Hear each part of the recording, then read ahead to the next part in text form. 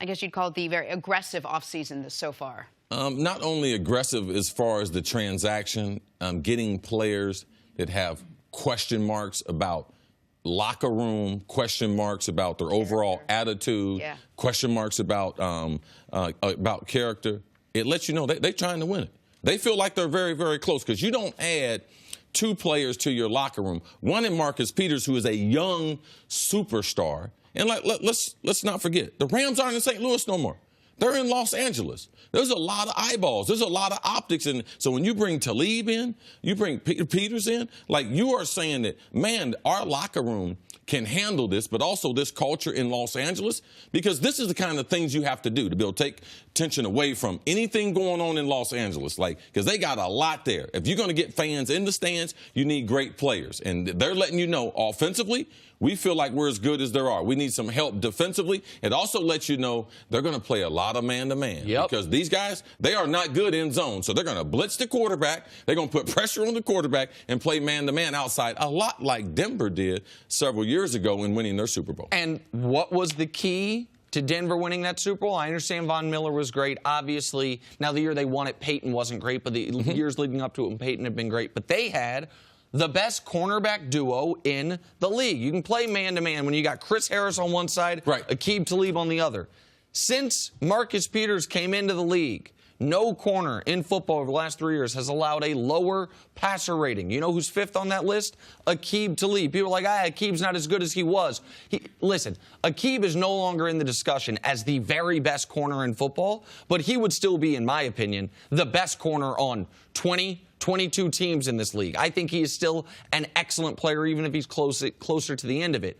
But I do want to say one thing about a guy whose name you didn't mention, Wade Phillips, the defensive coordinator for the Los Angeles Rams. And what this tells you about Wade's approach, Wade's double the coach's age, right? More than that. Wade's in his early 70s. Wade has a son that's a coach in the NFL, a son that's older than his boss, the head coach. Wade Phillips, you know what he is not concerned about? Dealing with Aqib Talib or Marcus Peters, or at least not too concerned to say that we can't bring him in. It'd be one thing to bring in Marcus Peters. It's another thing to say we have so much faith in our culture and our coaching staff that we can bring in a really fringe personality at his position, in his position group, a guy who he will be learning from as the young player to the star Pro Bowl veteran, and we're not worried about it. We can handle that here. It's a great point you bring about Wade. Wade was with us in Philadelphia with Buddy Ryan and all those guys we had on those defenses. Wade Phillips, one of the great assistant coaches all time in the NFL. And the personalities and getting the best out of people, that's what Wade has done.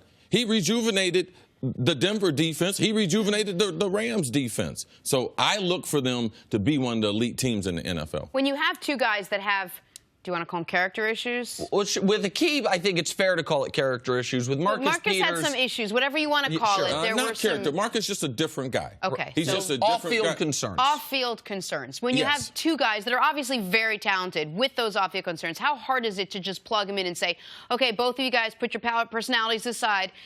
You know, I mean, you talk about this secondary, how good it's going to be. Can you factor those out? Can you just not? The reason why you can downplay a lot of it is because the position that they play. They play a very individual position. If they're going to play man-to-man, 60% of the time, it's just they play cat coverage. Well, what that mean? I got that cat. So what the team concept is and all that, it doesn't play into a lot. So there are certain positions that you can be a little more selfish. There's certain positions that you can be a little more about yourself. And corner is one, especially for the style for which they're going to play, that you can get away with that somewhat more than other positions. Good question. I mean, just think back, and I'm not comparing either of these guys to Deion Sanders, but think back to when you were watching Deion play. He wouldn't even go to the defensive huddle a lot of the time. Right? Like, I mean, that was a famous, I remember Fox showing the games. And if he knew what he was doing. Like, you guys call whatever defense you call, doesn't apply to me because my job is to cover him, to erase him from the field. I'm not saying those guys will do that, but in man-to-man coverage, it is just a one-on-one battle for 70 plays. The one thing, too, about Talib, I have to come to his defense, because if you see Chris Harris and his development, a lot of that has to do with coaching, but it has to do with veteran players. So Talib, you can say what you want about him. He might do some questionable stuff, but he develops younger players.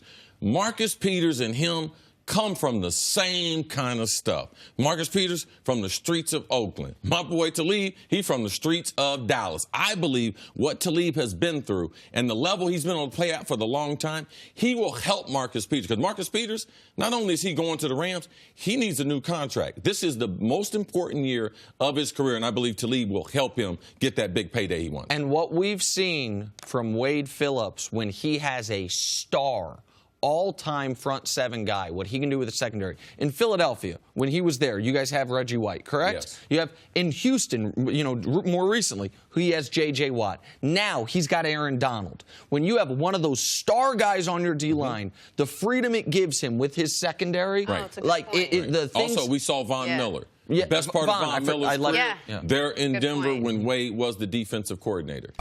It's a good indicator of what style they're going to try to play. Marcus Peters, what does he do best? Play bump and run. Aqib Talib, what has he made his name in the National Football League? It's playing bump and run. I think the key was one of the things, Nick, we talked about earlier. The defensive coordinator for the L.A. Rams happens to be Wade Phillips. Him and Talib have tremendous history together there in Denver, so I believe that he will get the best football out of Talib. These things are very, very important. And also, I believe Talib, regardless of what his reputation is off the field, he's been, as you saw him with Chris Harris Sr. there in Denver, helped develop him. Bradley Roby, another young, up-and-coming first-round draft pick there in Denver. Watch these guys develop. So he is, in a strange sense, he's a good mentor to guys like Marcus Peters from the streets of Oakland, Talib with a rough upbringing from Dallas. So I believe there's some things that the Rams picked up in this deal that will benefit them not only on the football field, but in their development of their franchise corner in Marcus Peters, who they're going to give him a lot of money after this season. And I've seen, to speak on Wade Phillips for a moment, I've seen Wade Phillips when he has Reggie White or Bruce Smith or J.J. Watt or Von Miller and now Aaron Donald, all those guys, D-linemen, except for Von Miller, but all front seven, stud, all-pro, star, few of those guys, best in the history of their position type of players. Not only get the most out of those guys, but do a lot with much less talented corner than he now has. You've got Aaron Donald, the single best interior defensive lineman in the league, to go along with Peters and Talib. How good have they been over the last few years? Since Peters came into the league, no player is allowing a lower passer rating against. Aqib Talib is 5th on that list. So much like when Denver had the dominant defense of Talib and Harris, where Talib was the better player, Harris was the secondary player. I think now Peters can be the better player and Talib the secondary corner. And Cece, it speaks to me that the Rams, even with that young head coach, even with the scrutiny of being in Los Angeles, they are not concerned about what I would consider some of the nonsense that my hometown Kansas City Chiefs were concerned with Marcus Peters, that we see some other teams across the league worried about. They are asking themselves this question: how good is this guy at football? It's our coaches' jobs to make sure we can deal with all the other stuff. Because they have, you would think you could deal with one of Peters or Talib. To put them together, they are simply saying we are betting on talent, and I like that bet. Well, does that work? I could see one guy coming in who sort of has off. If you have two guys the same position basically, to stick them on the field who both need a lot of attention, both of these guys, is that hard for a coach to try to work around? No, it makes the job for the coach from the beginning a little bit tougher, but they set a standard. McVay put it out there. He said, our players know what we expect them to do. That's a legitimate question, though, Jenna. The reason why it's not a huge concern is because if they're playing man-to-man, football is the ultimate team sport, but there's a lot of individuality. And when they're playing man-to-man and they're cornerbacks, they're not dependent on their teammates for a lot of things. So outside of team discipline, if these guys do their job, which Talib did and did at a high level, the reason why Denver won was because of what he did. The reason why Kansas City had the defense they had was because players like Marcus Peters, he is a phenomenal cover guy. So because the position they play, I think that individuality, right, it is not a huge impact on the team. But it's more important that Talib, that he does the right things, because his influence on Marcus Peters, it will be felt. Here's the most important thing. You know who the Rams play this year?